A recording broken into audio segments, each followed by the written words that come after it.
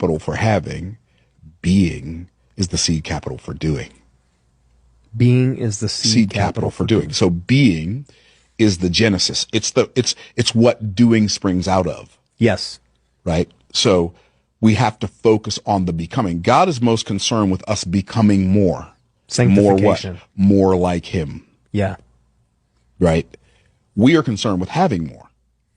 But when we realize and wake up and realize the best way for us to have more is to yield to becoming more, which will automatically make us do more, which will automatically cause us to have more.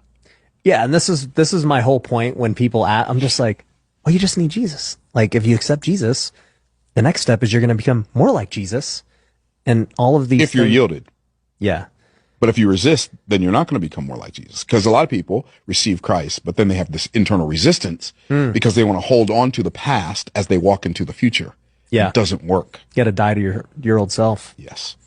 Yeah, and it reminds me too of what you're saying of like, do a little, have a little. Right. And it's the whole concept of But be a little, do a little. Exactly. And so if you think about be, do, have, being addresses my identity. Mm-hmm. Doing addresses my activity. Having addresses my property.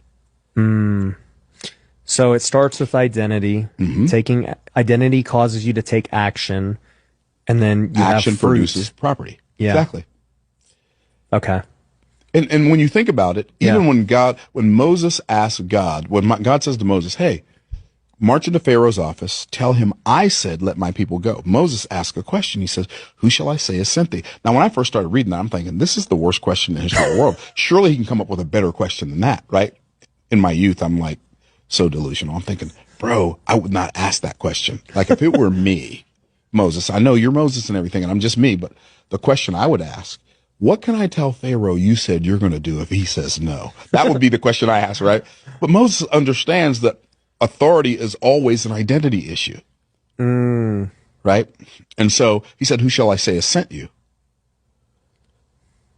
The answer made less sense than the question to me for decades.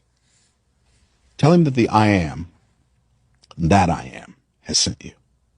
That's part of just the being. That's right. So God's identity is the ultimate identity. He is the I am, that I am.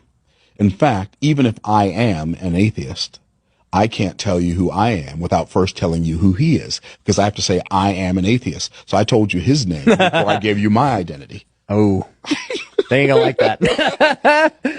Right? And so God is the ultimate identity. Yeah. And that's why when I yield to him and I just trust that